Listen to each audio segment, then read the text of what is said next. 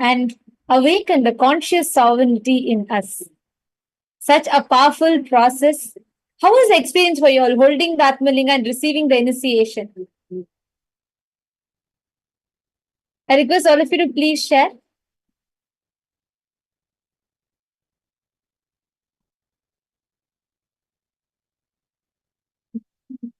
How did you all enjoy the darshan?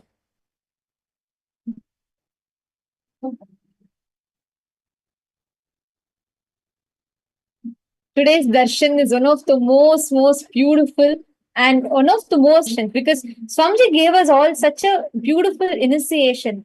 And just to see Swamiji and with the beautiful kirtans playing, it was just too good, right? Oh my God, I'm seeing the whole. Ma Jnaneshananda is saying, my Atmalinga got so warm and heavy. Wow.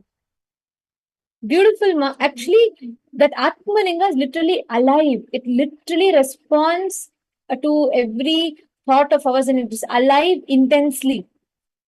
When you all hold it, you literally feel it vibrating in you.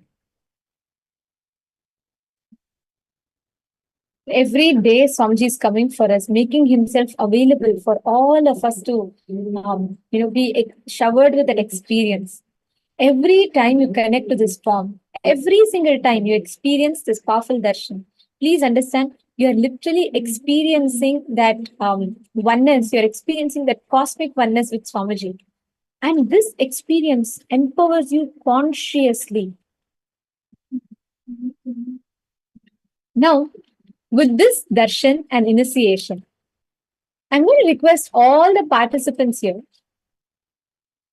right now, with this powerful initiation from Swamiji, intensely connect to Swamiji and let us all manifest the power of being able to read others' mind.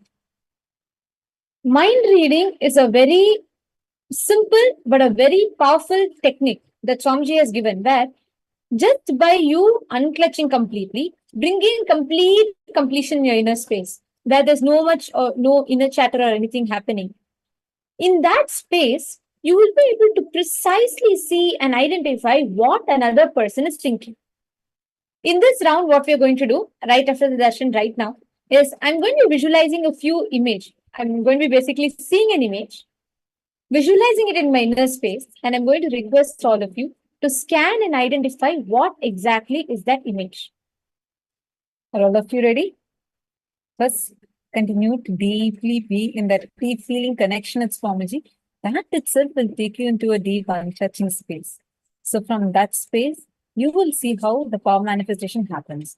We're going to be intensely now looking at her third eye to see what is that she's visualizing. See, looking into the third eye means just look intensely and look through it. Swamiji will show to you in your third eye what is that image that Ma Nithyananda is not visualizing.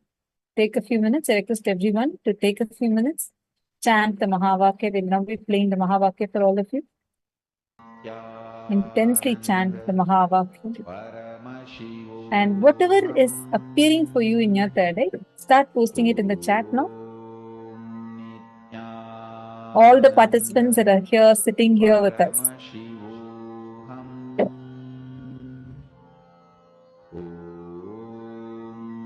Come on, Ma, Stephanie, Ma Isabel, Ma Jnanesha, just enter into the deep feeling connection space, and from that you're going to be manifesting. Ma Paramasukadaini, Salishan, all of you will be able to sit and manifest now.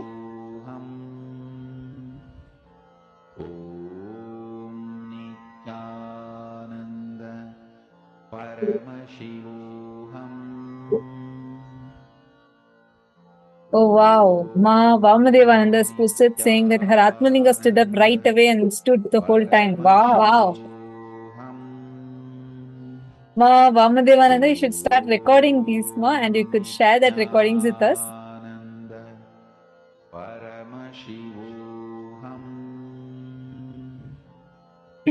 Now, I request all of you to start posting whatever you saw in the third eye as what I was seeing.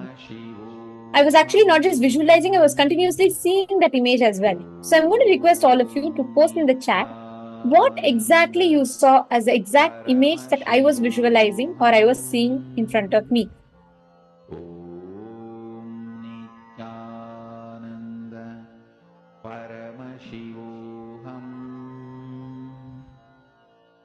Please post it in the chat. Nithyananda Paramashivoham Nithyananda.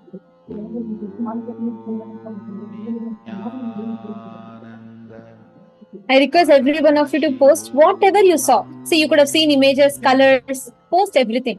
Ma Mahabhairavagnana, you're so excited. Very nice to see you so excited and happy. Keep posting whatever you're seeing through the third eye. Ma Herlin, Ma Stephanie, Ma Isabel, Ma Amsakala, Ma Ananda Mahapurna, Ma Jnanesha. Come on, every one of you post. Ma Gokila, Ma Ishana, Ma Jillian. Paramashivoham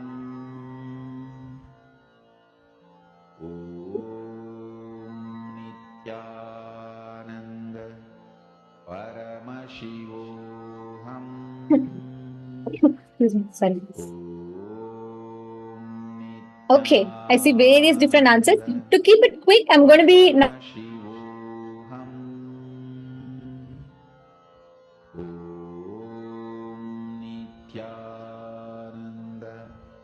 Paramashivoham Nithyananda Paramashivoham Nithyananda Paramashivoham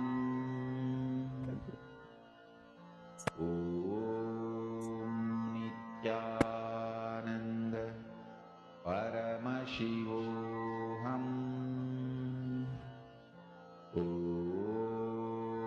Nithyananda Paramashivoham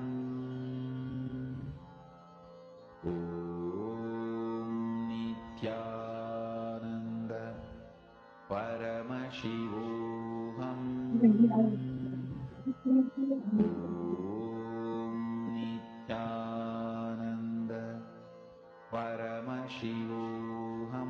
This is the exact image that I was visualizing and in fact actually seeing in front of me. And this is the, it was a peacock against the backdrop of a forest. Actually, many of you have seen trees. Many of you have seen something related to nature, something like trees and those related pictures.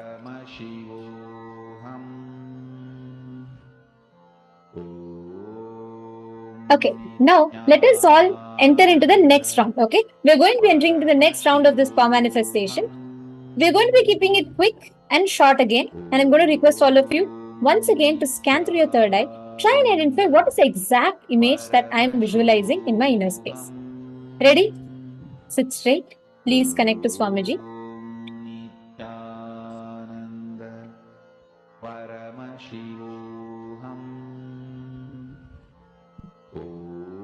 I'm now going to be visualizing another image in front of me and I'm continuously seeing it.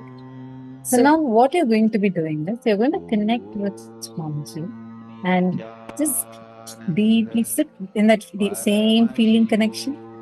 Every thought that's coming up inside of you, keep surrendering it to Swamiji. Sit with that first person of you, who you feel you are, that I exist, that core of you, the first person of you, who you feel you are. Sit with that first person. Connect deeply with Swamiji. The first thing that Swamiji shows to you in your third eye, as you keep seeing her, whatever Swamiji shows to you in your third eye, start writing it down. Chant the Mahavakya.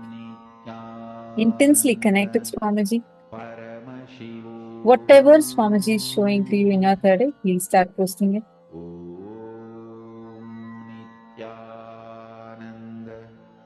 Paramashivoham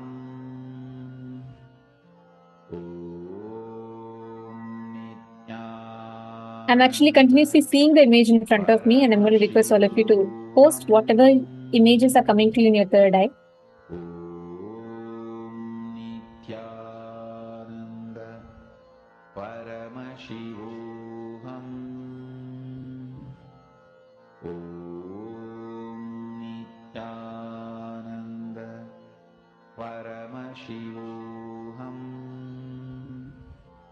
Just unclutch. Swamiji is continuously showing to you. Just keep dropping every thought, surrender it to Swamiji, and she's actually seeing the image. So you can just see through her third eye. You will be able to see. Paramashivoham Nithyananda Paramashivoham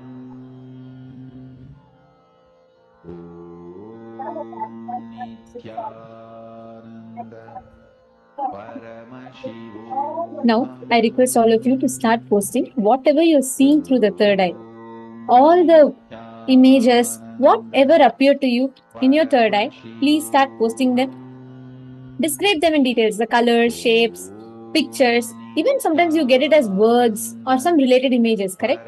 Please post all of them. I request all of you to take a minute and please post. Nithyananda Paramashivoham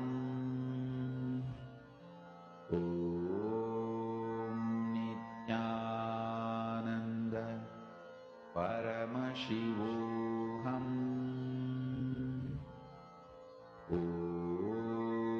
Nithyananda Paramashivoham Nithyananda Paramashivoham. Just see through your third eye. All the participants sitting here, I see few of you posting. My Yoga Mother, go on seeing more and more. Swamiji clearly should you post it. Patricia, Mananda Mahapurna, Ma Jagni Jagdish, all of you, please take a few minutes, post it as Swamiji is showing to keep posting. What else? Ma Mahabhairavajnana Surupini. What else is Swamiji showing to you? Ma Chingho, Ma Rajeshwari. Please take a few minutes and post it.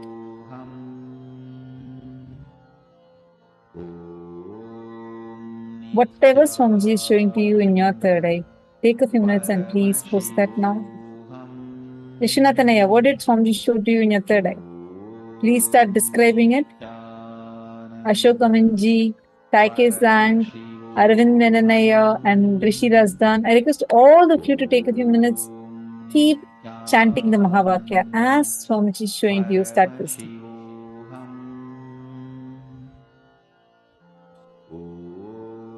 Okay, now let's verify the answer. So the exact image that I was visualizing is that of moon with the night clouds. So here's the exact image that I was visualizing.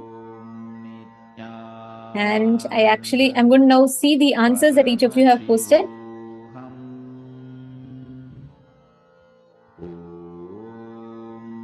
Wow, Vishwanathanaya, that's beautiful. Vishwanathanaya and Everard, both of you have seen sky and clouds. Excellent. Both of you have manifested. That's beautiful. Vishwanathanaya, actually you're manifesting this power well. This is the second time you're manifesting. Yesterday also you manifested, I think, right? Today also you manifested. Sorry. Today morning I think you manifested and now again you manifested one more round. You're catching this power very beautifully. That means you're unclutching. Your ability to unclutch, your listening, your ability to unclutch is very beautiful. So just keep bringing your awareness on this and practice this power a few more times. If you do 21 times successfully, you will start catching it, you will start manifesting this power. Okay, so shall we all do one more last round? I'm going to be visualizing once more, and I'm going to be requesting all of you once again to connect to Swamiji, scan through the third eye, and identify what is the exact image that I am visualizing. Ready? Please sit straight. I request every one of you to do it. Please do not skip the power manifestation.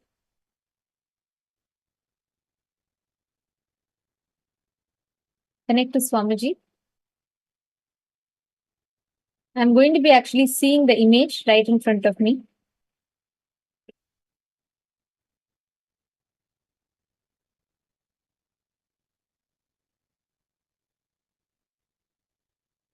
Now connect with Swamiji. Sit straight. Please sit straight. Close your eyes. Enter into a deep meditative space. Unclutch completely inside of you. It's okay even if you have not manifested in the previous round.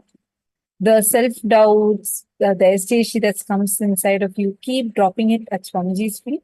Swamiji will clearly show to you right now.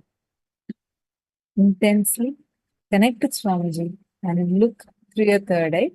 Just see her third eye intensely. And Swamiji is now going to show to you what is that exact image she is holding in her innocence.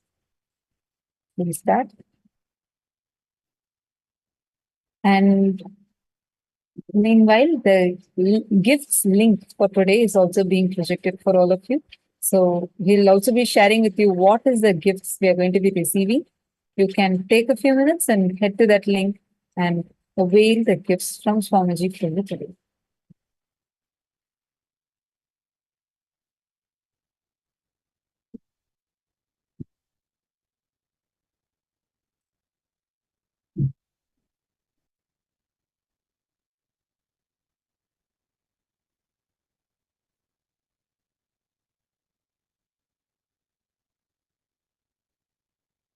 Chant the Mahavakyam. Intensely connect to Swamiji. Swamiji will show to you now.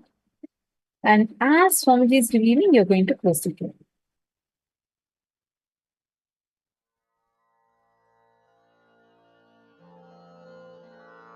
Mahavagya, spiritual lullaby for Samadhi. I now request all of you to start posting And whatever you saw through the third eye. wake up Please start call, posting wake them. up song Start posting the answers. Paramashiva. For Paramashiva to manifest. With this one spiritual powerful cognition, chant Whatever you're seeing, connect to Swamiji, and whatever you're seeing, post them all. Om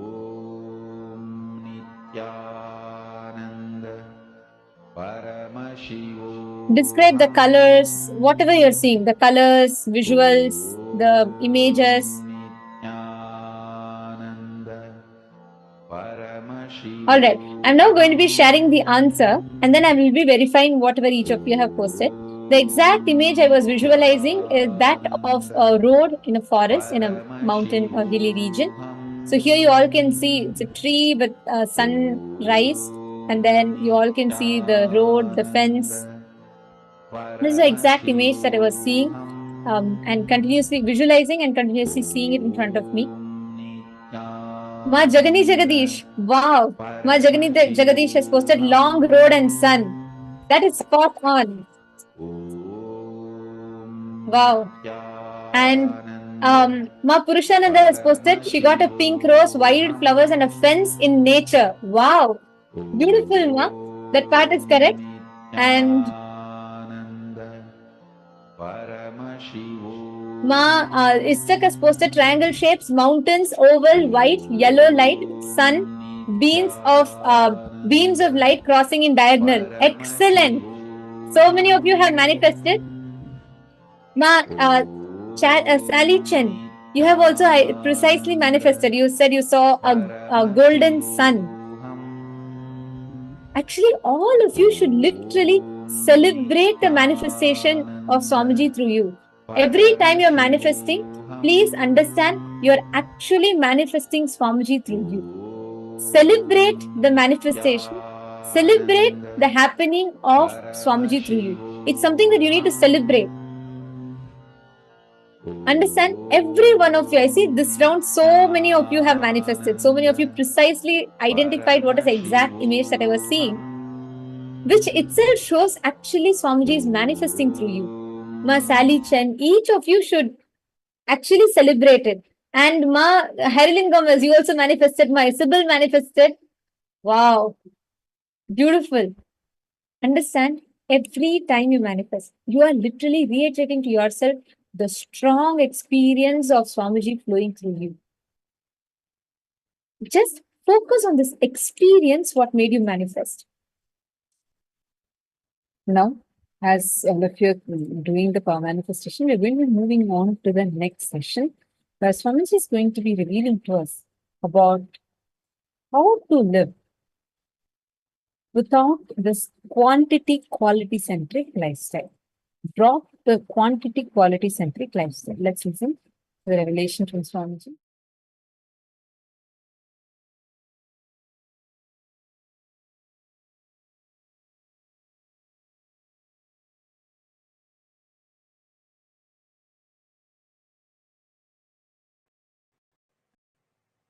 When you are young,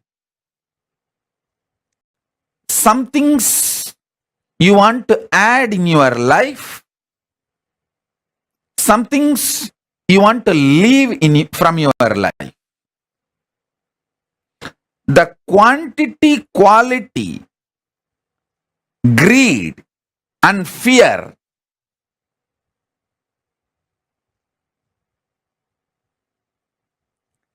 the same quantity, quality, fear, and greed will change as you grow, mature, or older.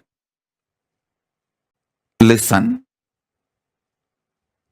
So, I'm giving you one example. All things related to quantity and quality changes. They are not eternal. They are ephemeral.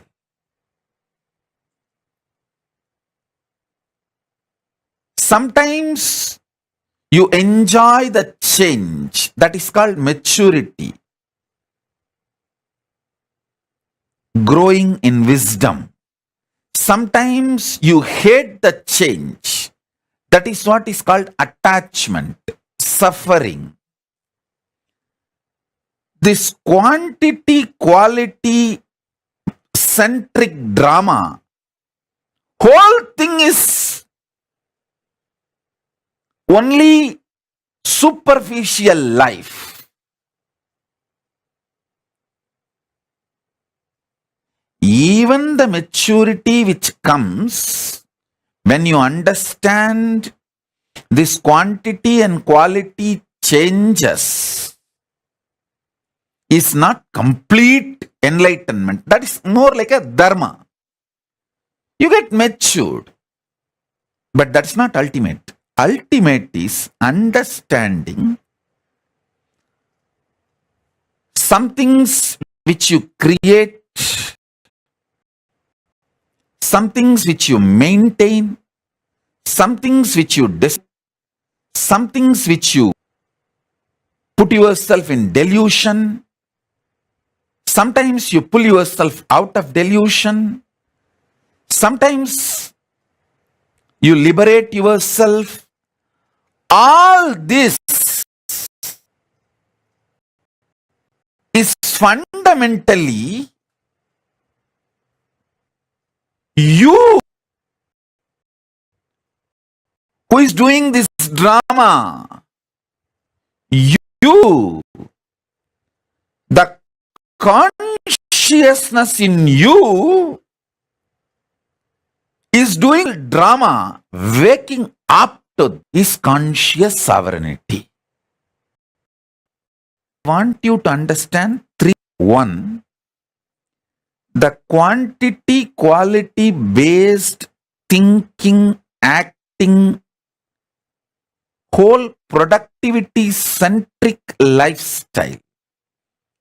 Quantity means trying to increase the quantity of things in your life, or even trying to improve the quality of your body, your mind, anything.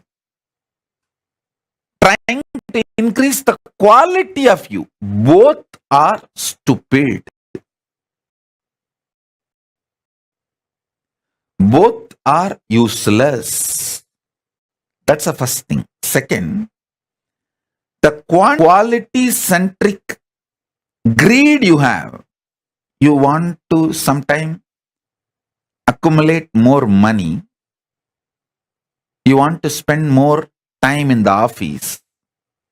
But later on, you understand anyone can replace you in your office, but no one can replace you in your home. So you get the shock of your life and realize, oh God, I should have spent more time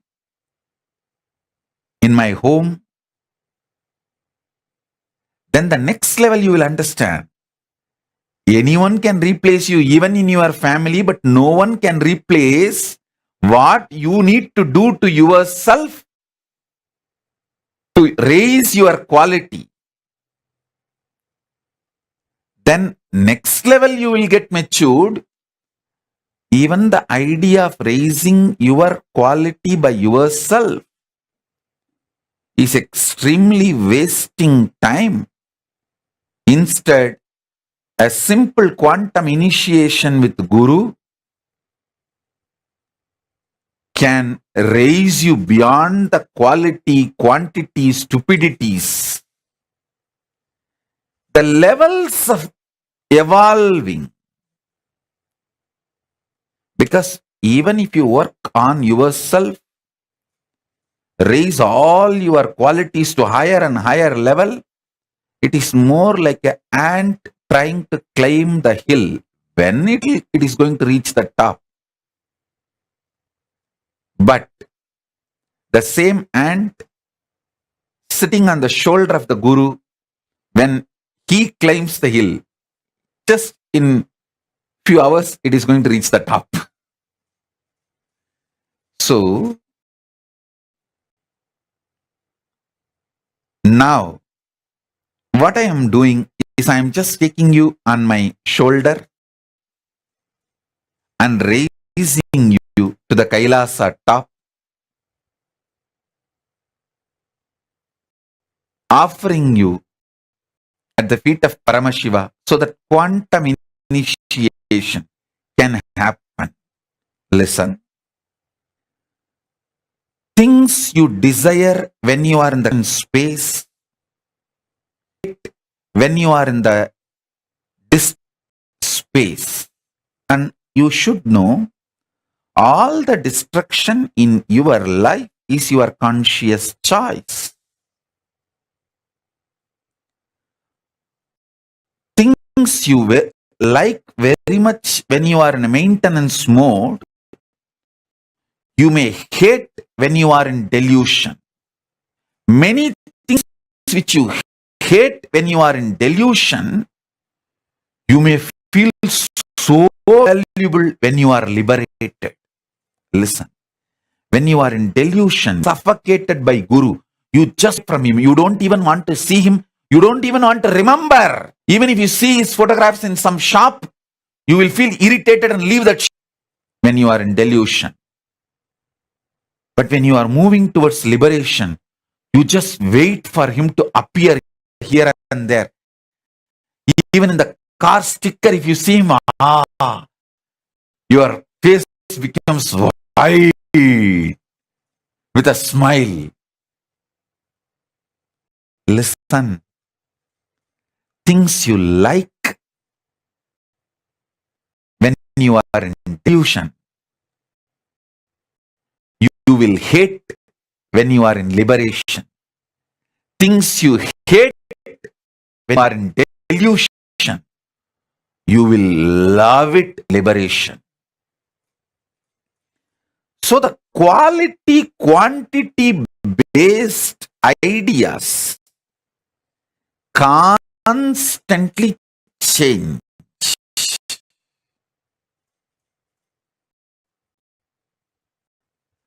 And this change also changes.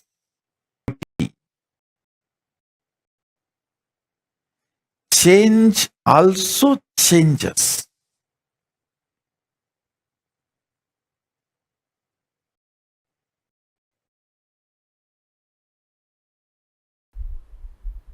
Listen carefully.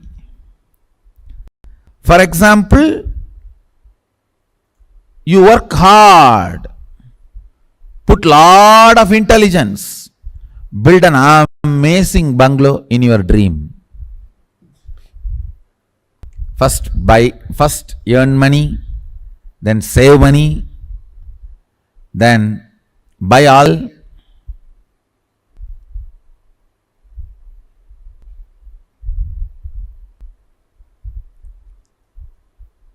things which change. If the atmosphere changes, ideas changes, geography changes, are all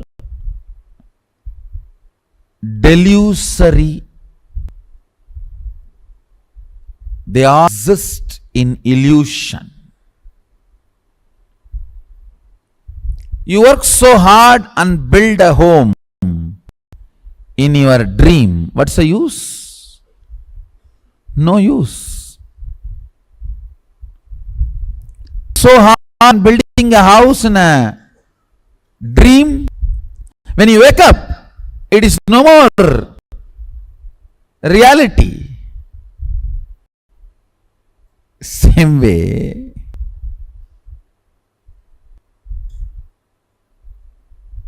if you are yearning and building a big business, suddenly the country gets into war and it loses its currency value.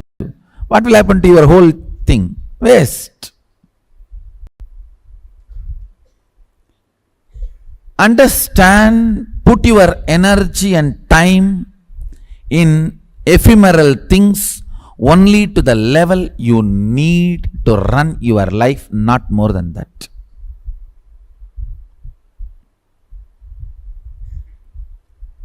Economy is all about intelligence, not about greed.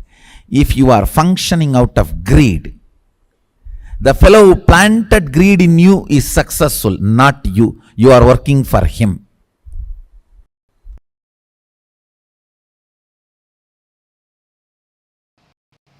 Please recite the second verse, Kenopanishad, along with me.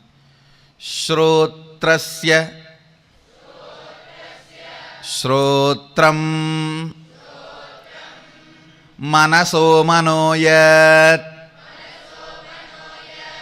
Vachoha Vasam Vasamsa Upranasya Pranaha Chakshus Chakshuradimushya Dhiraha Pretyasmallogata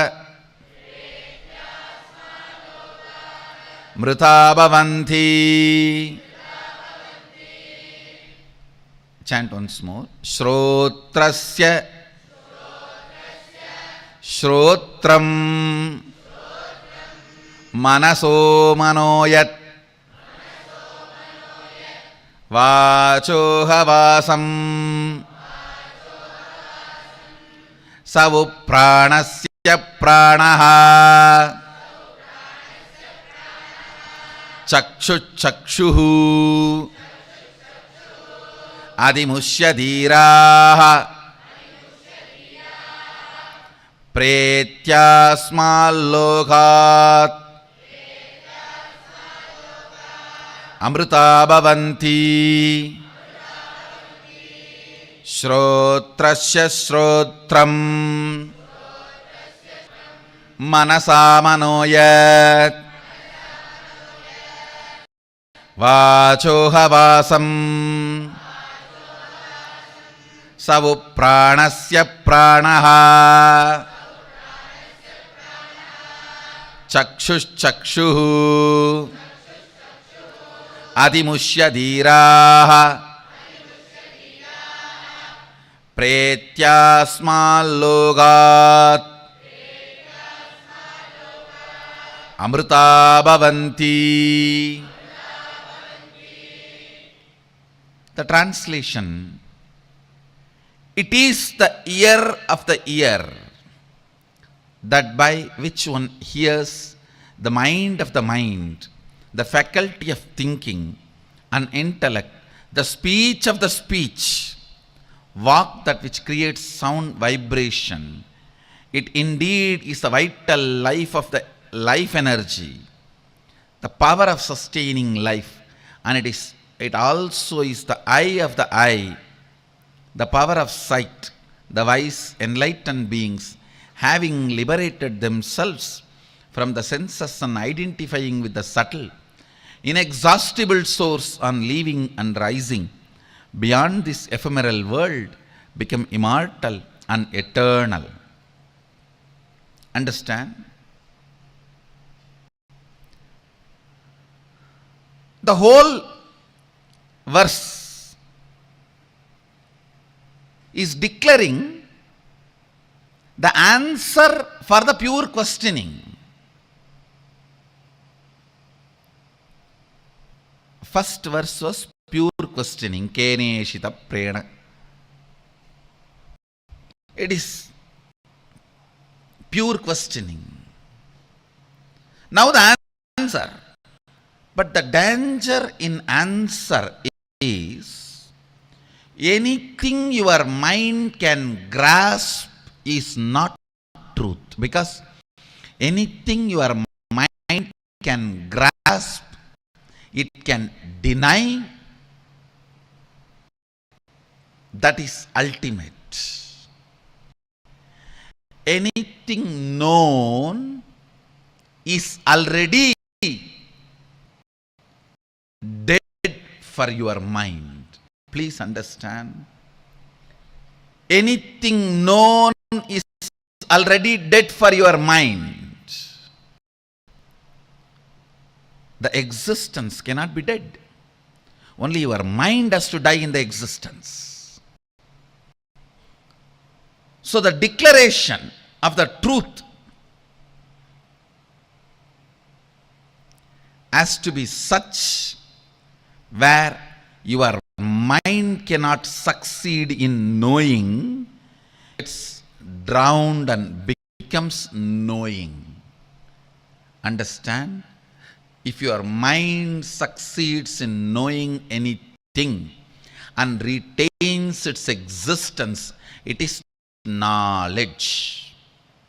If your mind is drowned and disappears in the process of knowing, it is experience.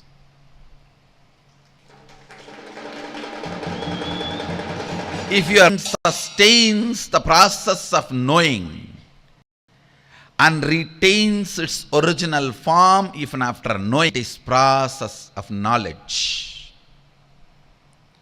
If your mind drowns and dissolves in the process of very knowing, it is experience, reality, existence, Brahman, Sadashiva, Paramborul.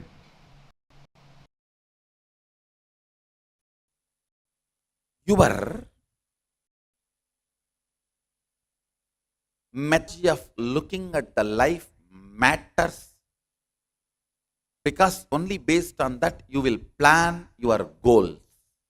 Man who tries to the humanity through length dimension will only try to be politician, because it is all about number game.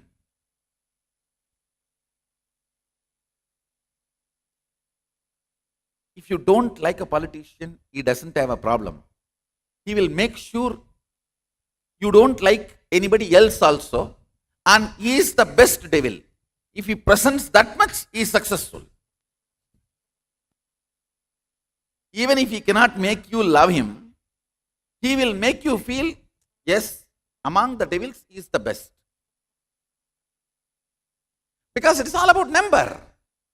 It is not about the breadth of the relationship. It is all about the length of the relationship. Number. So his job is successful if he establishes others are more devilish than him. Others are more demonic than him. That's it.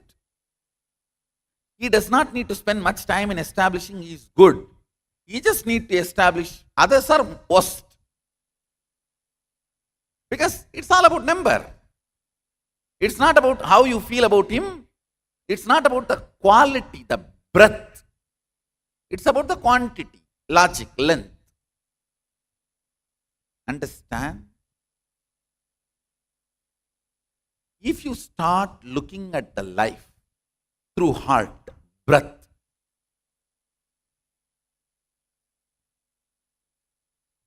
You may not bother about number, but you will bother about the quality of every relationship with which you are entertaining yourself.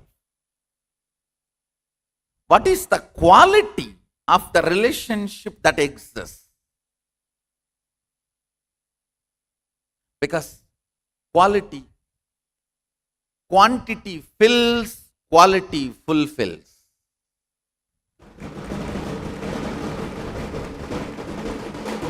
Quantity fills, quality fulfills. When you have that quality in the relationship, even if the million people are there, where is that blue saree?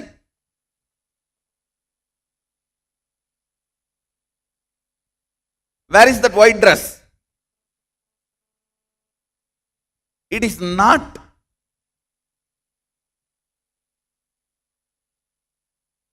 The quantity fills, quality fulfills.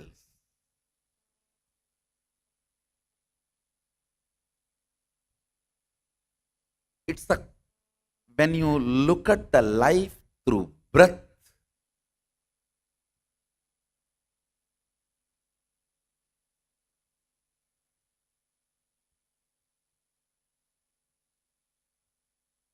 life is different.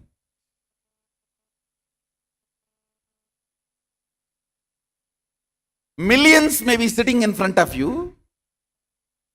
You know where the quality is. You know which one is filling, which one is fulfilling.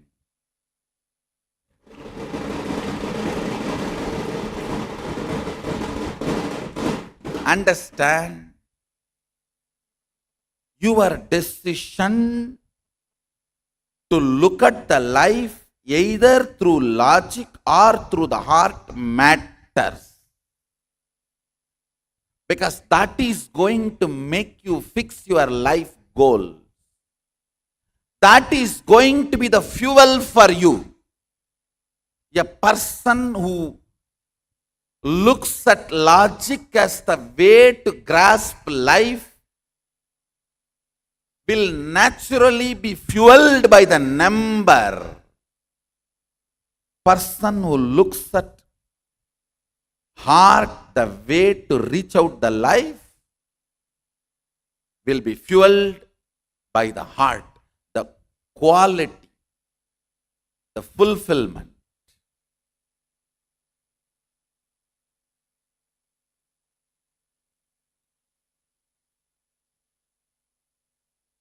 When your breath, heart expands, you start looking more for the truth.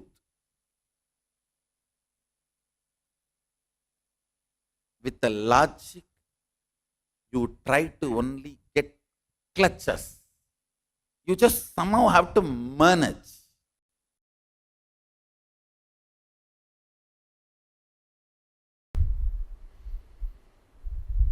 So I have something important to share with you all today.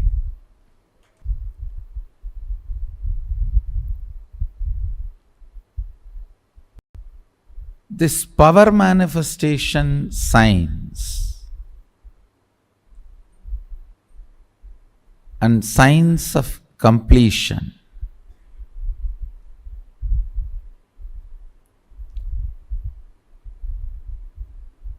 science of powerful cognitions, all this is fundamentally established in the truth of cosmic existence. Listen. See, currency is established in your greed. If suddenly everyone loses the greed, currency has no value. The value of the gold is established on everyone's greed to have gold. That's all. Suddenly, if the greed to have gold vanishes, the value of the gold vanishes. value of the diamond is established in everyone's greed to have diamond. If everyone's greed to have diamond vanishes, diamond and the stone will be same.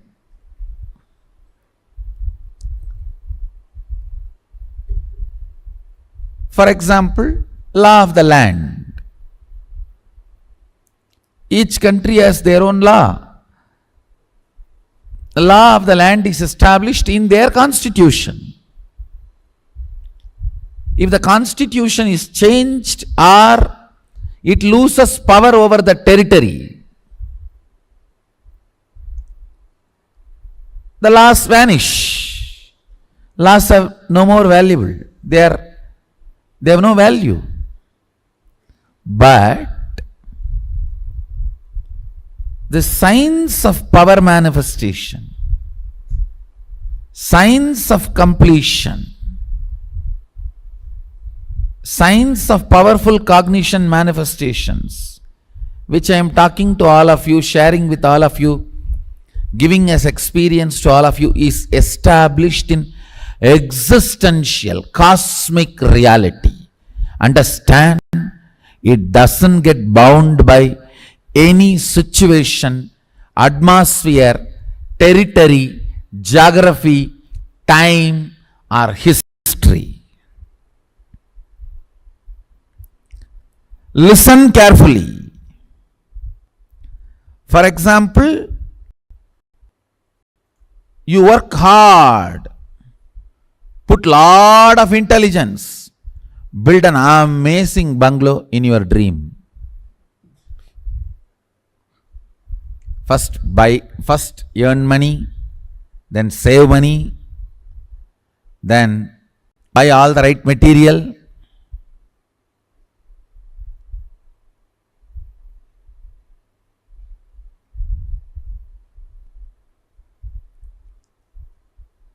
Things which change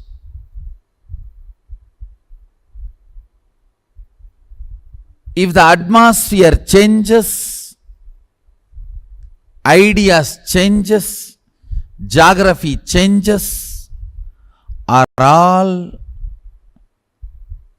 delusory. They all exist in illusion. You work so hard and build a home in your dream. What's the use? No use. Working so hard and building a house in a dream, when you wake up, it is no more reality. Same way,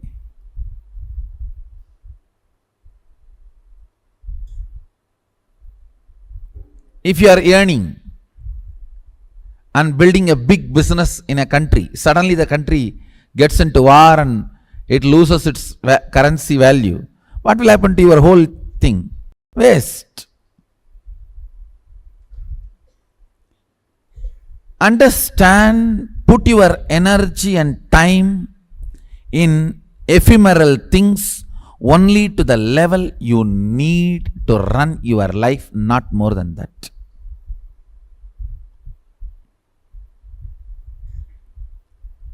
Economy is all about intelligence, not about greed. If you are functioning out of greed, the fellow who planted greed in you is successful, not you. You are working for him. Listen carefully. Few days before, it was a very intimate conversation with decision makers of my Sangha. The accountant, chief CFO, and legal advisor, all the top guys sitting with me. They were not ready to accept one of my decision. See, my decision was, don't leave left in the bank end of the year. Finish off.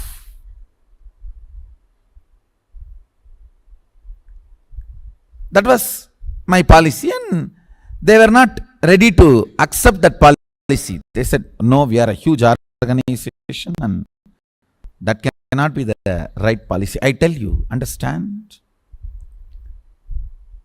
An organization like us, for us, not sitting in bank, but spending that in activities and charity what for we are created, and making again the money flow into it and continuously spending and making it flow, making this circle happening is the wealth of an organization, not the 100 crores sitting in the bank. Understand?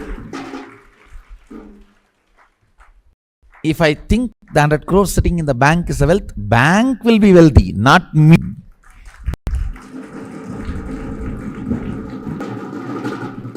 I am not interested in working to make bank wealthy.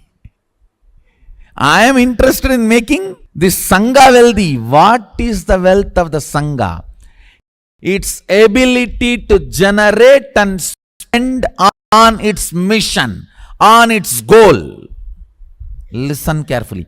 Acid wash your ideas about money with the. Let your idea about money be aligned to your goal, not to your greed. If it is aligned to your greed, whoever has planted greed in you will be rich, not you. If I was carrying the greed for money, who plants the greed for money in our head? Bank and reserve banks ultimately. So I will be putting all the money into them. So who will be rich? They. I am working as a slave for them to be rich. That is not economy. That is not chance.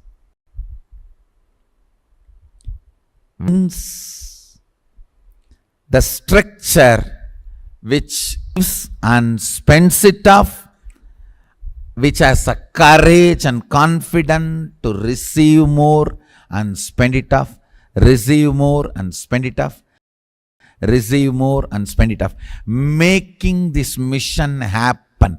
Ability to do what we are doing, what we are supposed to do, is the wealth of the Sangha.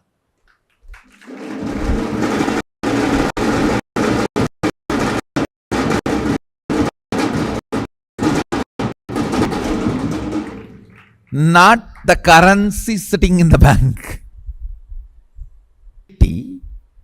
To do your mission is wealth of you and your life. Listen very carefully. This is the cosmic principle of economy. What is wealth?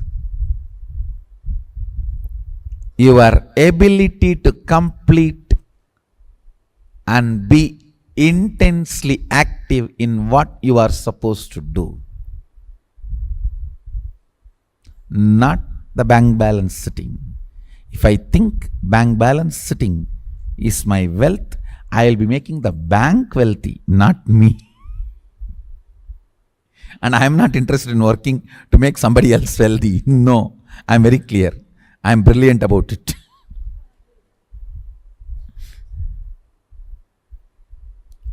Let greed not become your blind spot.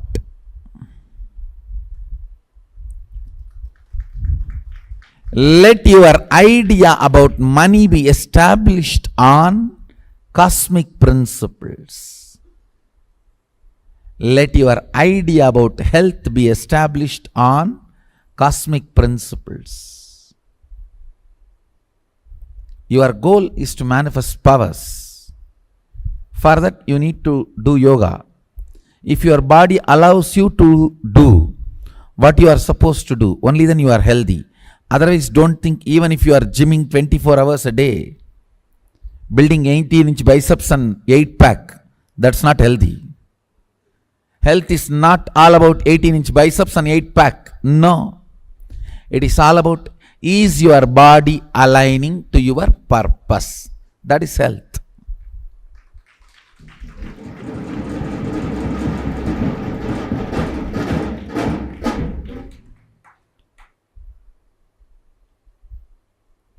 Understand what I am trying to tell?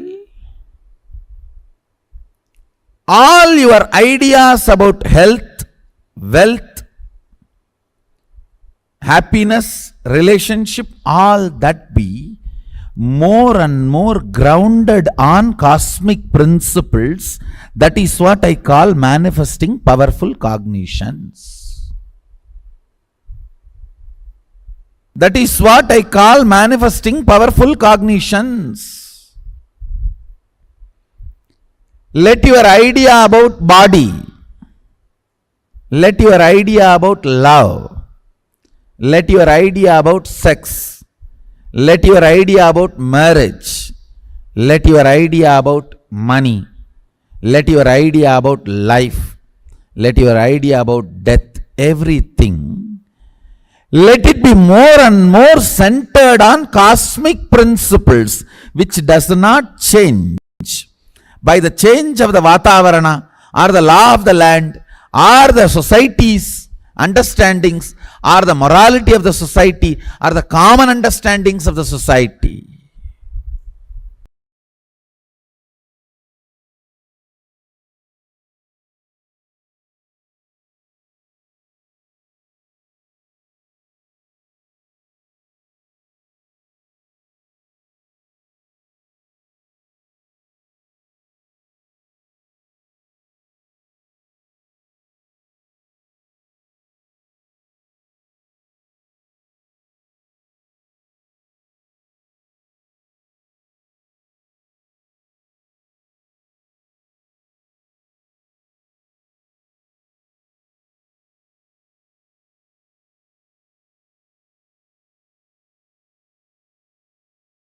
Understand, I wanted to make few things clear for everyone.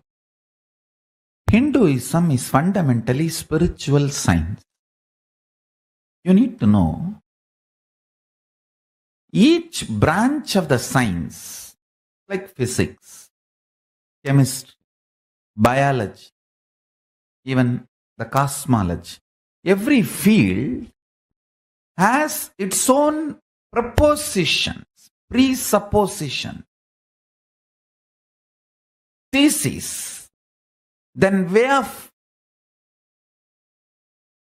doing research, way of building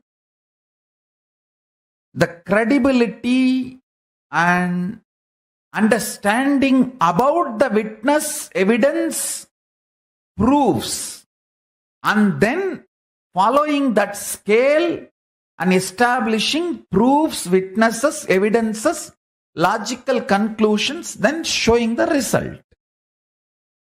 Understand, the thesis proposed by physics is different. Methodology of proof and evidence, scale with which the proof and evidences are analyzed and accepted as credible, that scale is different. And the evidences and proofs brought is different.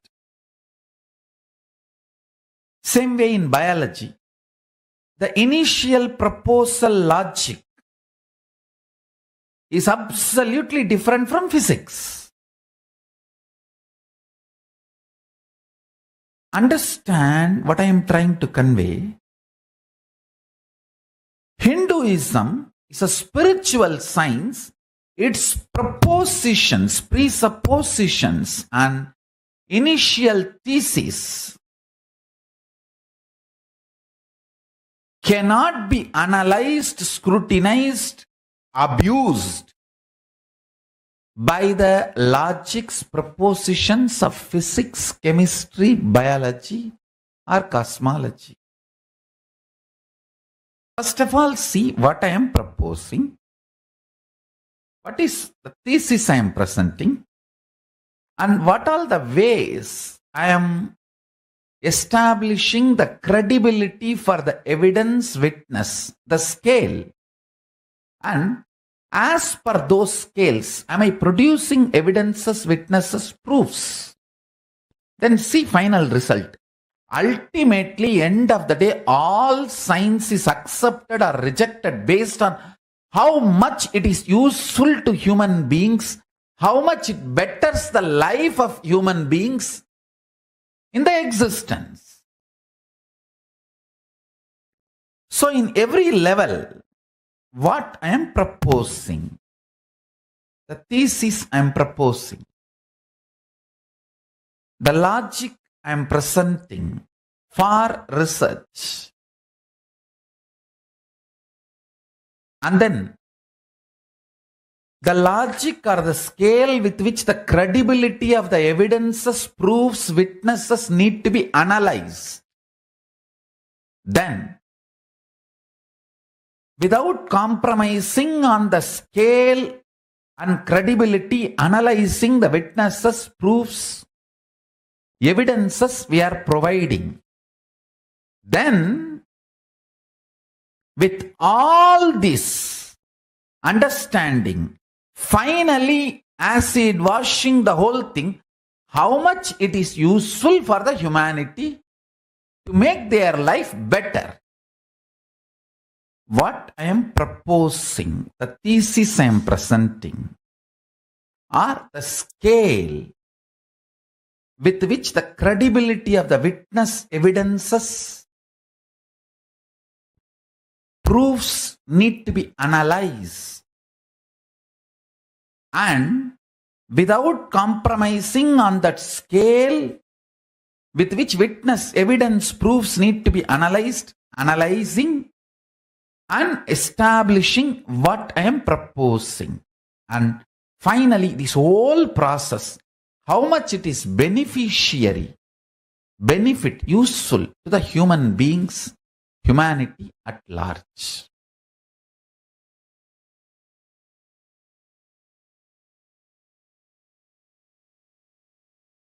A ruler tries to make legally right as existentially right for all of you. Listen, a ruler, politicians, legal authority, rulers, they try to make what is legally right to look as if existentially right for you, even though they know that is not existentially right, it's only legally right. That is why politicians are bound to be hypocrites and corrupt by the system. They are trying to convince you about something which they are not convinced and they cannot be convinced. Same way, the moral policing people, they try to make what is called moral as existentially right. Understand? Whatever they think morally right, they try to make you feel existentially right. Again, there will be tremendous hypocrisy. Then, there is one group, what they think logically right, they try to make you feel it is existentially right. We call them scientists, rationalists. Listen carefully.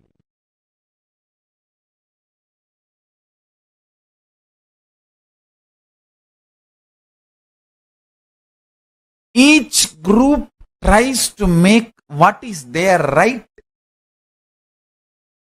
to look like as if it is existentially right for you. That's where the whole problem starts.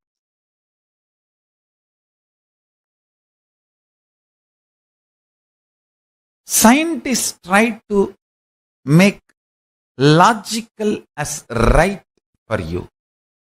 Politicians try to make legal as a right for you. Moral policing people, social leaders, they try to make moral as a right for you. Understand? Rationalists try to make rationally right as existentially right for you. Only Paramashiva makes truth, Paramasatya, as right for you. Understand?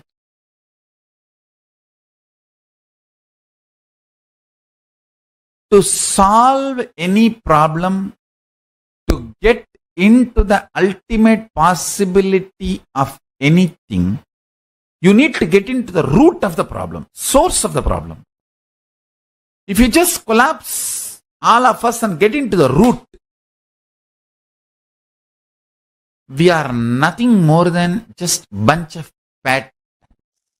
Listen.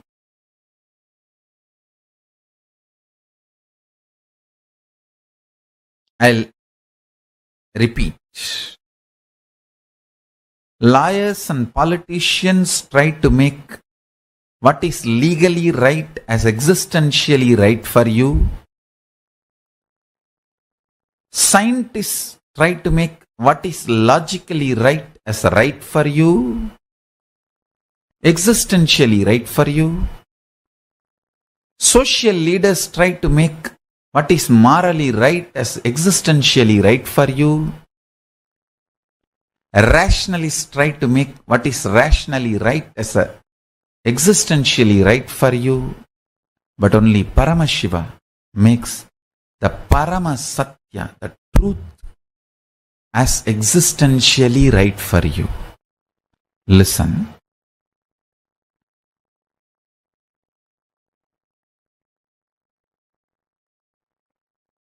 Some of the Paramasatyas, existentially right, what Paramashiva has revealed to me, I am revealing with you all now.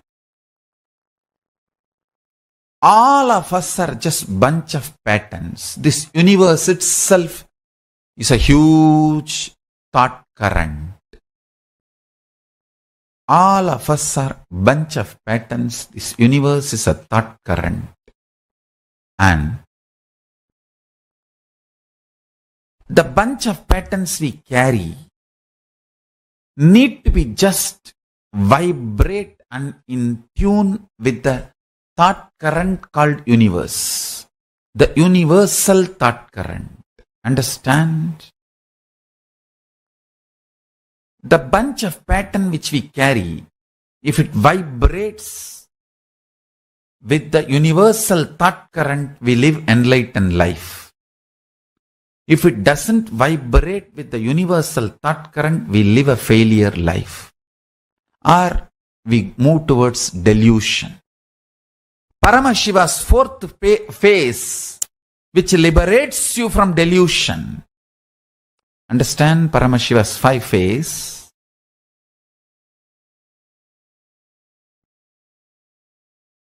One is creation, another one represents maintenance, another one represents rejuvenation, another one represents liberating from delusion, pulling you out of delusion, and the 5th one represents complete liberation. Listen carefully.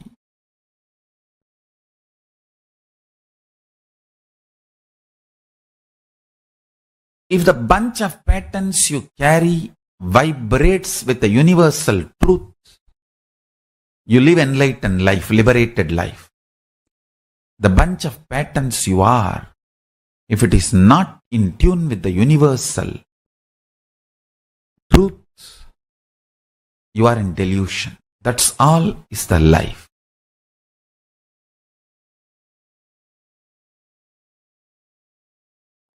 I am Arunagiri Yogeshwara talking, who is possessing this body and operating.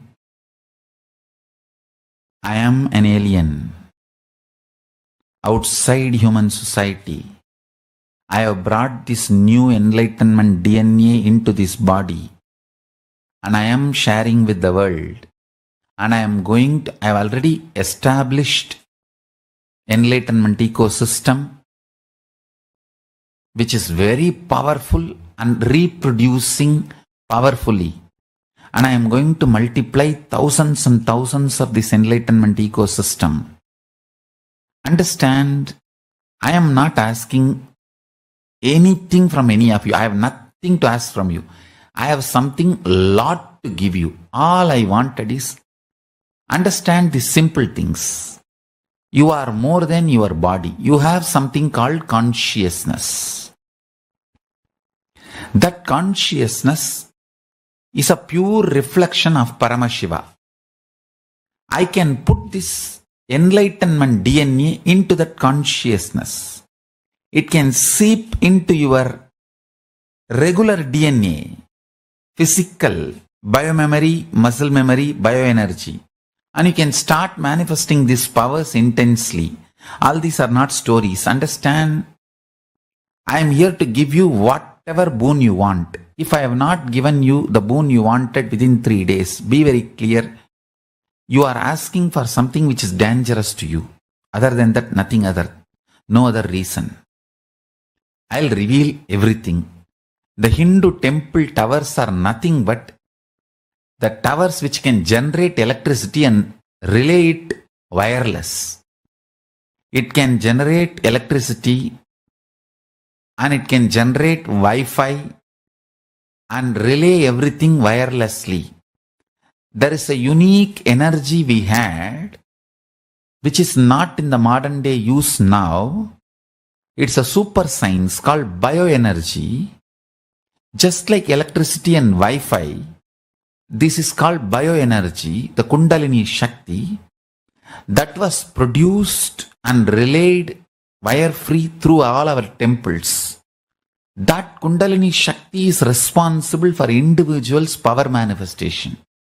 If you see a battery, what all is required to store energy, like a mercury, all that is only installed properly in temples, under the deities, under the Dwajastamba, under the Gopurams, and the master who initiates, the enlightened master who is source of that ecosystem, he puts his bioenergy, and that bioenergy is constantly increased through the transmitters and multiplied and relayed through the temple towers to that whole area. Whoever is staying in that ecosystem, all of them are charged with that Kundalini Shakti, bioenergy, and they start manifesting powers. Understand? This is what is the principle of sanctifying a space.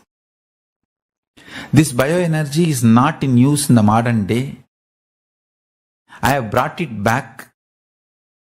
So I am going to install thousands of temples where this bioenergy will be produced and relayed wirelessly, just like Wi-Fi and electricity.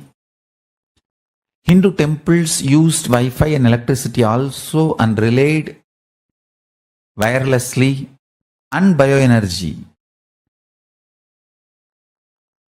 Fundamentally, Hindu temples used 9 energies. Hindu temples are 9 energy generators and amplifiers.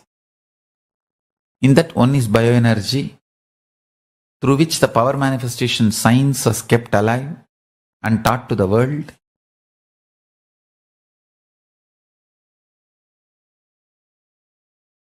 Important sacred truth I wanted to reveal and share it with you all today. Direct download from Paramashiva. Physics of the cosmos, chemistry of the cosmos, biology of the cosmos, all the 3 listens and supports to your will persistence. Listen. Your will be tested by your biology, means the core of your life. With the various delusions being offered as the alternative form of existence. Understand? I'm telling you, every delusion brought in front of you against Paramashiva is your biology testing you, your life force testing you, your possibility. Are you ready to stand with your will persistence, or are you interested in delusion, alternative ways to exist?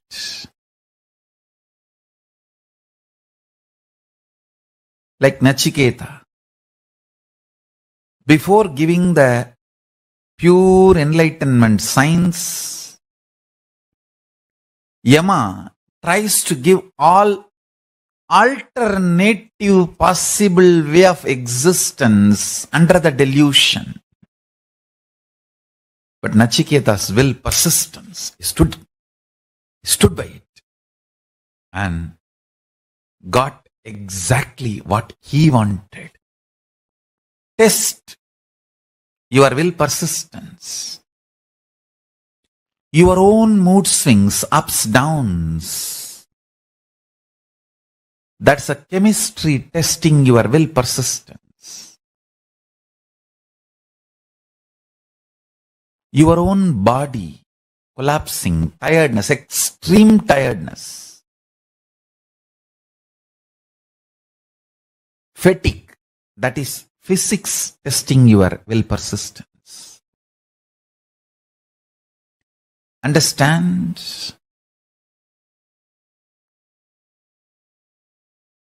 Even for a small delusion, use Brahmastra to destroy it. In Tamil, there's a proverb. Niruppum kadanum pagayum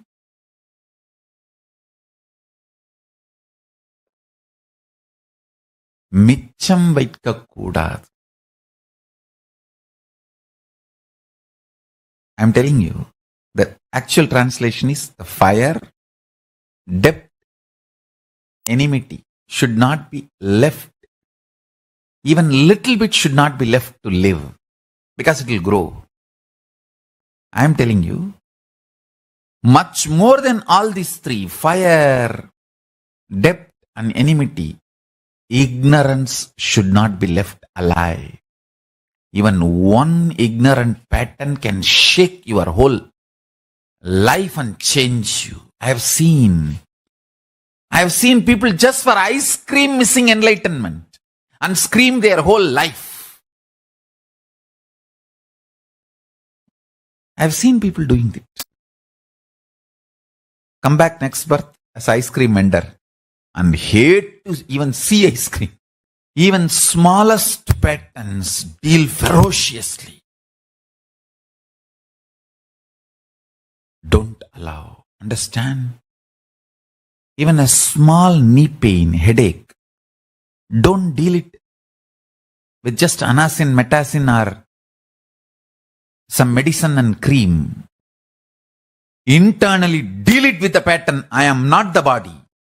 I may have the body, but I am not the body. Let me see how it can be cleared. With this cognition, you can apply medicine. I don't have a problem. I am not against medicine, but I am against medicine being used remembering you have problem. No. You have a body which has a problem and do everything to heal it and keep it healthy. Nothing wrong. But always let your inner cognitions be ferocious.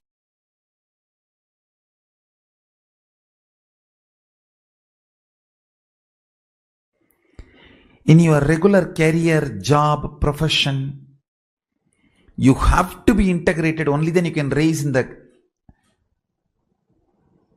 career ladder. The peer pressure. The ecosystem constantly pressurizes you to be integrated to that system, and so you can raise in the ladder. Your paycheck will become more and more heavy. Your career, your title, all that will become more and more. Your power will become more. more people will be working under you. Because of that, fundamentally you maintain integrity when it comes to the external world, your career. When you are bred by somebody, when somebody is breeding you, you are highly integrated. But unfortunately, in living enlightenment, you need to make the conscious selection where you do not keep even 10% of that integrity level which you are forced to keep when somebody is breeding you. Understand? This is one of the worst problem. Why we have such less number of enlightened beings? Even though so many wanted to be full-time dedicated for living enlightenment, the number of enlightened beings is so less because in conscious selection process, you do not maintain the highest integrity level. You fall prey to laziness, tiredness, boredom. Paramashiva in his Ashtanga Yoga and descendants of Paramashiva like Patanjali in their Ashtanga Yoga, tiredness, laziness, boredom and uninspired living is describing. They are all describing tiredness, laziness, uninspired life as one of the worst obstacles.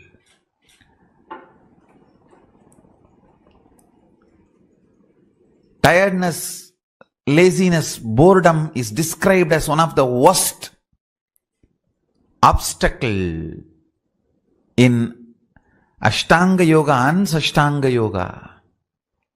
Understand? Intensely you need to internalize this. You free yourself from all the responsibilities in the name of full-time. I am going to become KAILASA, I am going to be living enlightenment and all that. But you don't free yourself from your patterns of tiredness, laziness, boredom, non-involved lifestyle. Then what happens?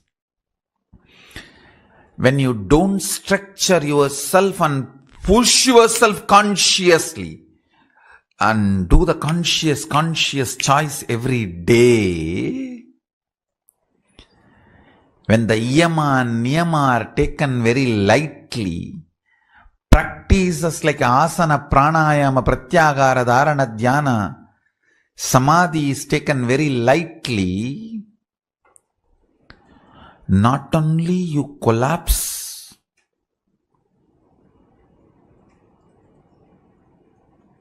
you collapse lower than the natural selection process itself.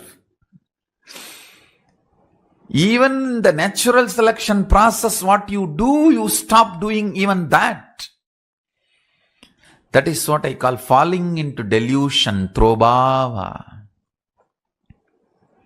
Understand? Then, when you fall prey to tiredness, laziness, boredom, the person who tries to inspire you looks like an enemy for you.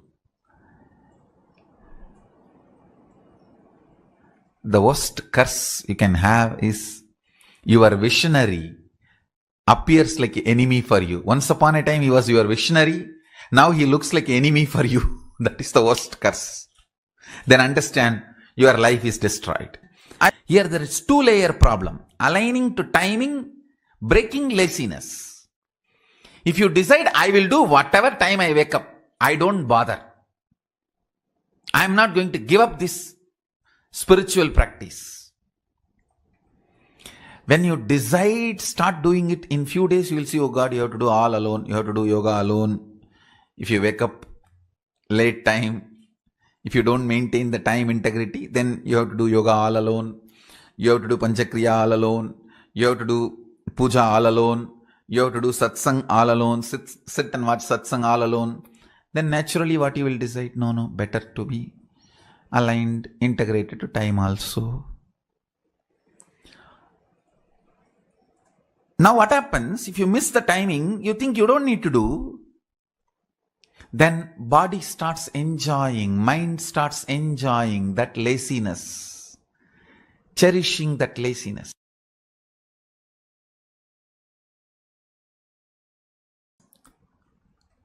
The most inspiring video I have ever seen in my life is this few-minute video. No other video has ever inspired me in my life than this video. I have seen enough of videos in my life.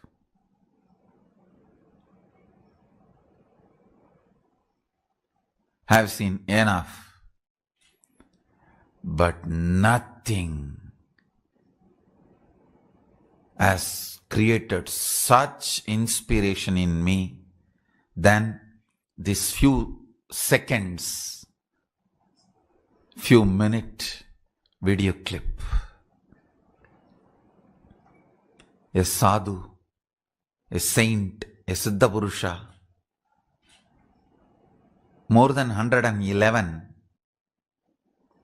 in the hospital bed, where he is not even able to move his hands. Literally his whole body is tied.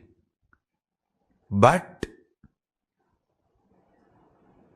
such strong will persistence, applying vibhuti and doing his puja.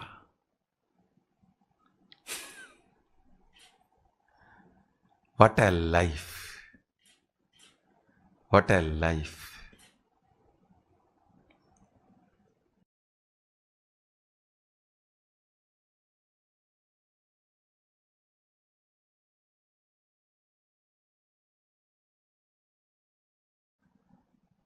I wanted the whole KAILASA to learn this will persistence and inspiration. Whenever you wake up, if you are alive that day, you will finish all these 5 activity, only then you will come to any other activity. Let this be your life. If you have left the body in KAILASA, you will be doing all these 5. That's all. If you are in the body, you will be doing in whichever KAILASA you are. If you left the body, you will be doing in whichever KAILASA you are. Let's come to this intensity and integrity of spiritual practice. Understand? This intense spiritual practice creates the enlightenment ecosystem.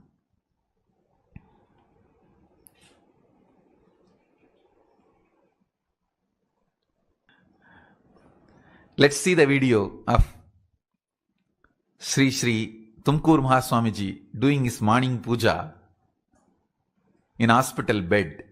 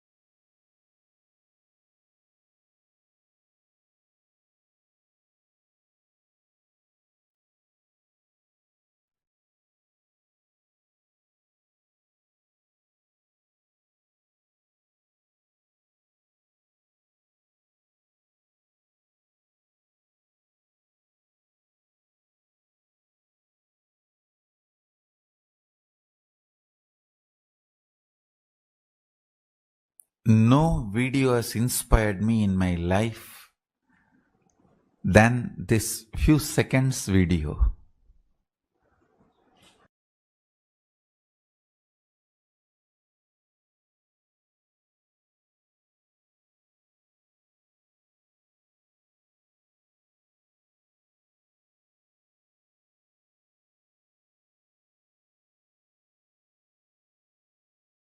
Little secret. It's a real secret.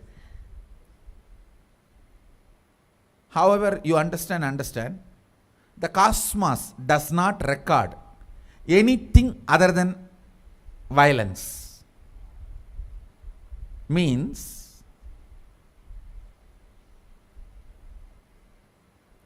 only if you cause pain, karma gets recorded. Other than violence, nothing is recorded as karma. For example, somebody goes and steals $2 billion from a multi-billionaire, and that fellow is loaded with trillions of dollars. He doesn't care. No time to punish him. Come on, let's earn more. He goes out. He doesn't bother. You don't get karma. And you go to a homeless guy and steal few pennies. That fellow rolls on the ground and cries. You get karma.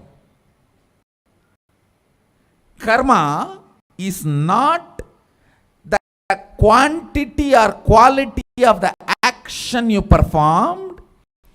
It only the amount of interference or violence you caused. That's all. Listen. I'll go to the origin of the universe. Please understand. Now, I am giving you cosmic legal opinion. I commit with you, I will be completely integrated to the original truth. Because many of you make many decisions in your life based on my legal opinion.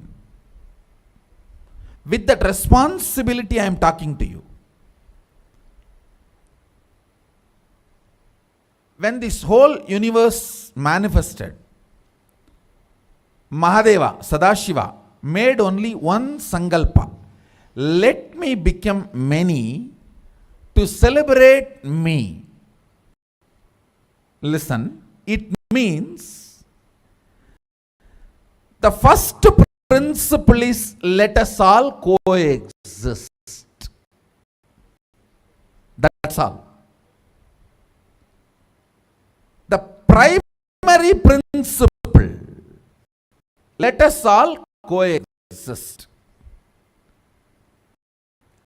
Other than the violence of breaking this, let us all coexist, nothing is considered as karma.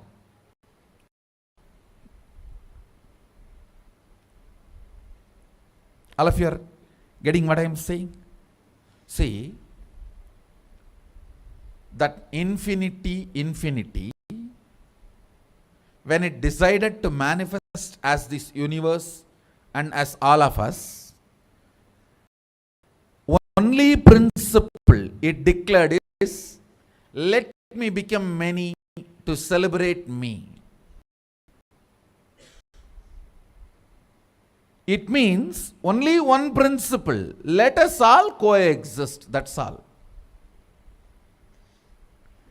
Only if you break that let us all coexist, karma comes. Other than that, nothing is a karma. Only thing recorded as a karma is violence, nothing else. All of you are getting what I am saying? For example, as I gave the example, that you take $1 billion and that fellow does not bother from whom you take, you don't get karma. You take one penny and that fellow rolls on the ground and cries, you get karma. Karma is only the suffering cost, nothing else. Celebration cost, that's all. See, Mahadeva, he becomes many. He declares, let me become many to celebrate me.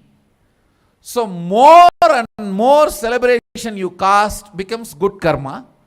More and more pain you cast becomes bad karma. That's all. The same rule applies. You may give $1 billion to somebody and he is not happy about it. You don't get good karma. You may be giving a penny to somebody and he is just praising you and glorifying, he is just ecstatic, you get good karma. It is the experience cost matters, not the other money or quantity or quality or the work of or any of that done. All of you are getting? Because the principle in which the universe, Brahmanda, is expanded. See, the universe manifests. It becomes that multiverse. That universe becoming the principle or celebration with which it exists is many to celebrate. So anything you add as a celebration of ourself is a good karma. Anything you add to break that fundamental principle of coexistence is bad karma. That's all. Wow. Nothing else matters. What is karma? Disturbing the natural expansion process of the universe. Supporting natural process of expansion is good karma. Trying to disturb is bad karma, that's all.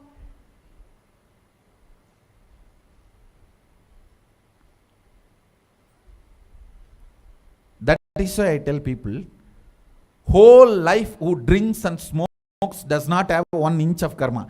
He may have health issue, but one non-veg meal is enough to put you in hell. Because the pain of the animal is there. Animal is not going to be blessing you and dying when it dies. Oh loka samasta sukhino bhavantu. Let everyone be blissful and happy eating my body. No.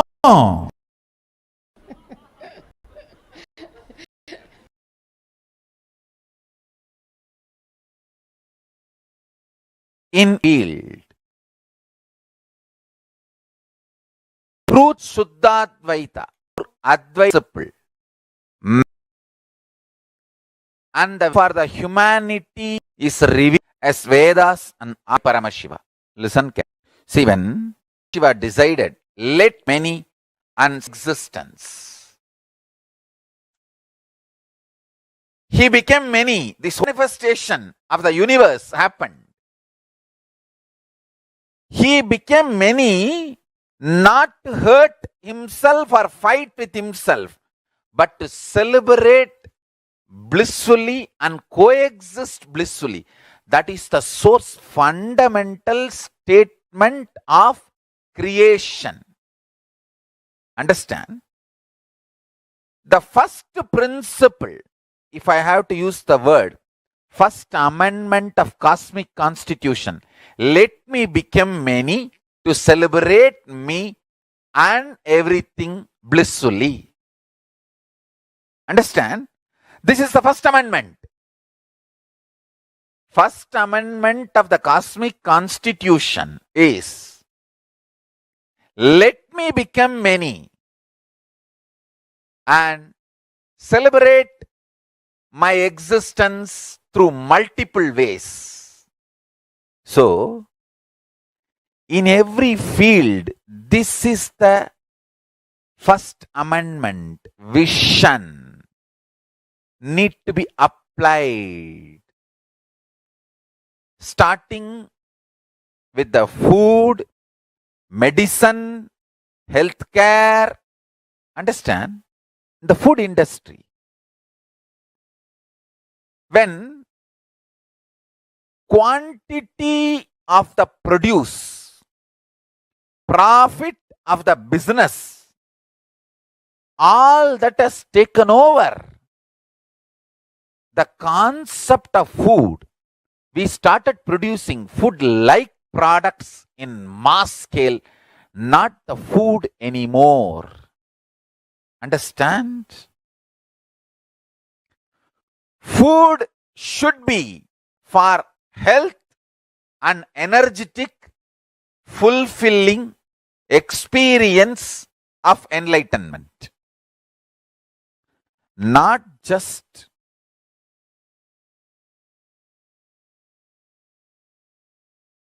commercial success. Please listen. Whenever human beings get into demonic mode, get deluded so much, ready to compromise on the fundamental integrity of life, they bring such large poison. If food industry decides, all the known mistakes we will eliminate. See, unknown, we will do further research, development and all that. If we decide all the known mistakes should be eliminated in next 5 years, 90% of the diseases will drop and longevity will increase comfortably 25 years. Just this only one decision. Food industry should decide. Health of the human beings is first priority. The quantity of the produce, business component of the produce, money involved in the business. What is money? Our common understanding. Just our common understanding about the money cannot make billions of human beings eat poison. Just see the simple delusion. And I tell you, simply planet Earth cannot afford any more meat-based lifestyle. Please understand the amount of land required, the amount of grain required, the amount of water required, the amount of carbon released due to the meat-based lifestyle. For this population, just planet Earth cannot afford meat-based lifestyle. Please understand, we are doing something for which we can't, which we can't afford. It's like you can afford only $1,000 per month, but you are just spending $25,000 per month. So any one day you are going to be rendered homeless. Why are we not waking up? Understand, we have only one planet Earth. Simply, planet Earth cannot afford meat-based lifestyle.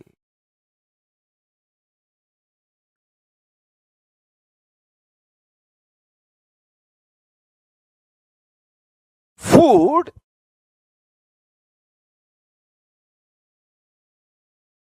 the principles, strategies for food should be first centered on health.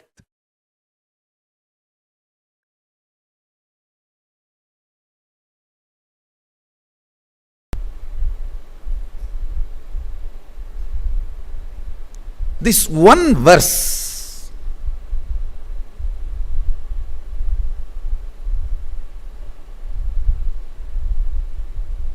if you are in the depth level of logic, you will understand this one verse. Let my one become many, not my oneness. Understand? Oneness never becomes many. Aham. He is not saying ekam bahushyamaha. No, ekoham bahushyamaha. Aham can always only be one. let that one become many. Listen to every word I am talking, because I am going to give you solution for almost all your problems based on this one fundamental principle.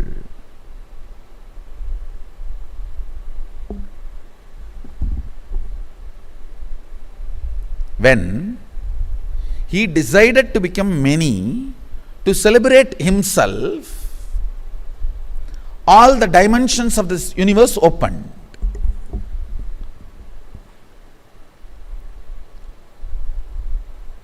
Understand, your whole life is nothing but you deciding. See, at one point in your mother's womb, you decide, Ekoham Bahushyamaha. Only then you open the womb where you were residing for 10 months and come out.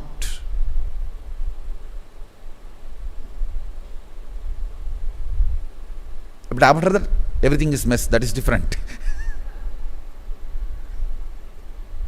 Listen. Many times you will hear me saying, whenever you have a problem, always see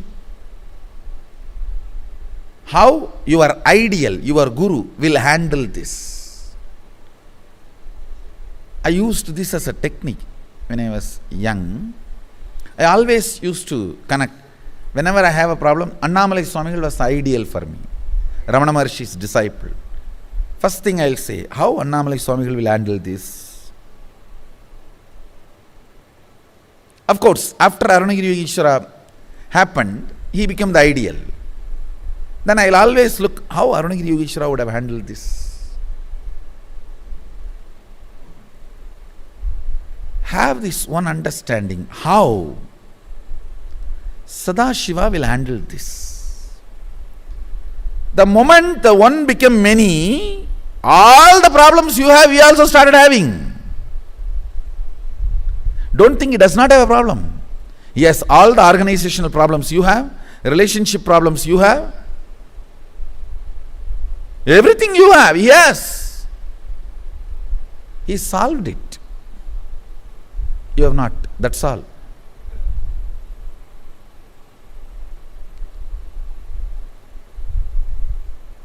If you understand this one principle, let me repeat once more. For example,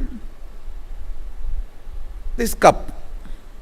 Inside this cup there is a space. That is aham.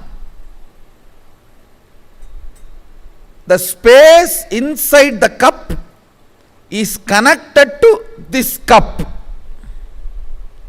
This whole thing can become multiple, but the space itself cannot become multiple.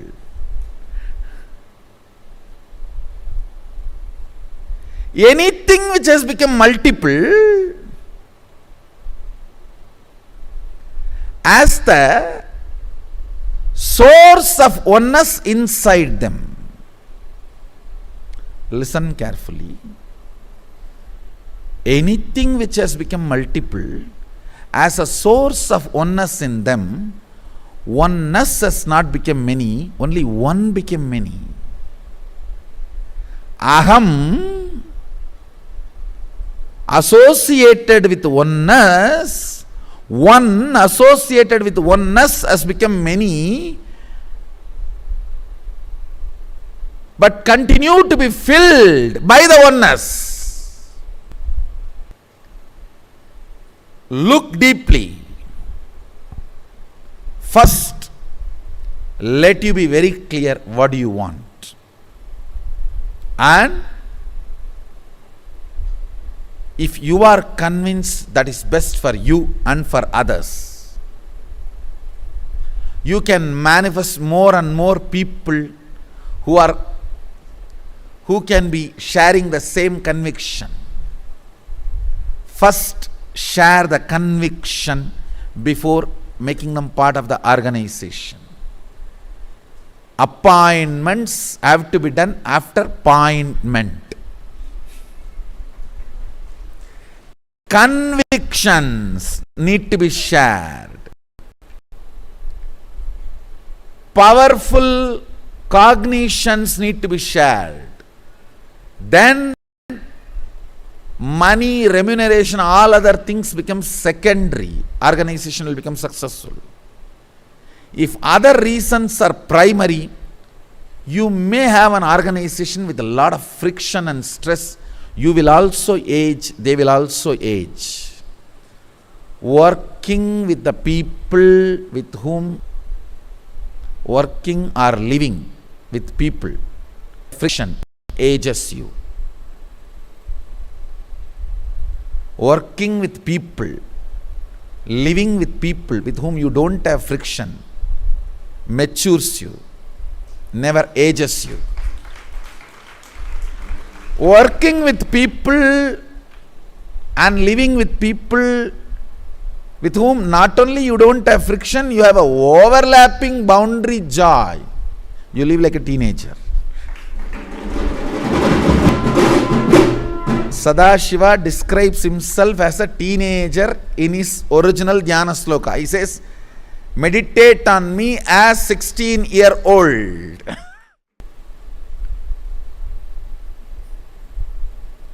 If you are running a company, organization, home, or a team,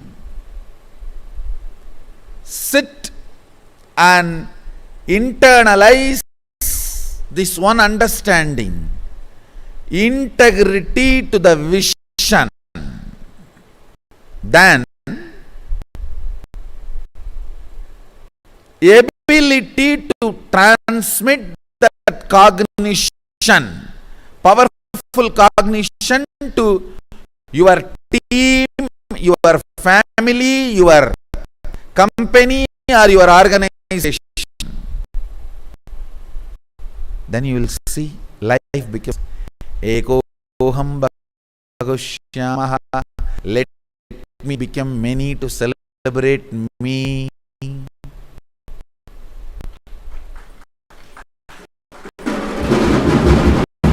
Understand carefully.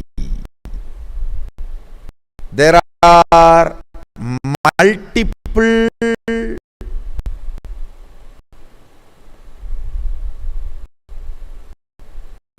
me's, but there is only one me.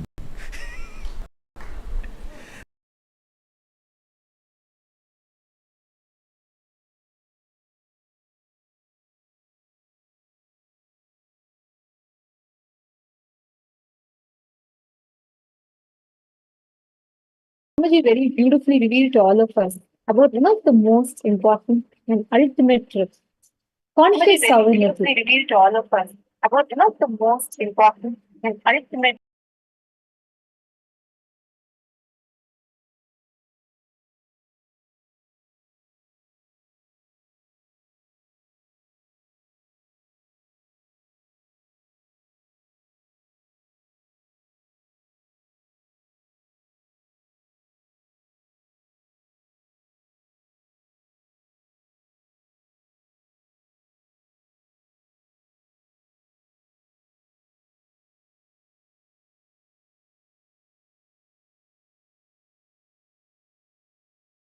Nithyananda, apologies for the technical glitch. Hope all of you are able to hear us better now.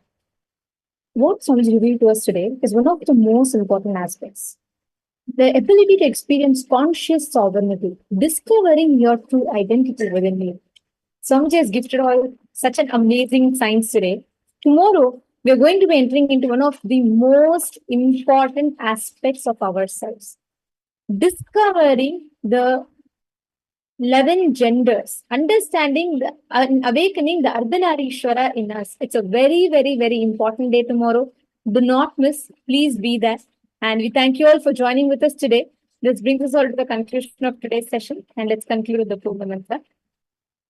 Om Purnamada Purnamidam Purnat Purnamudachyate Purnasya Purnamadaya Purnameva Vasishyate Om Shanti Shanti Shanti. Hari Om Tat Sat Sarvam Bhagavat Shri Nithyananda Paramashiva Padukarpanamastu. Om Nithyanandam. Thank you all. Thank you so much for joining with us. And we welcome you all to join with us back tomorrow. Nithyananda.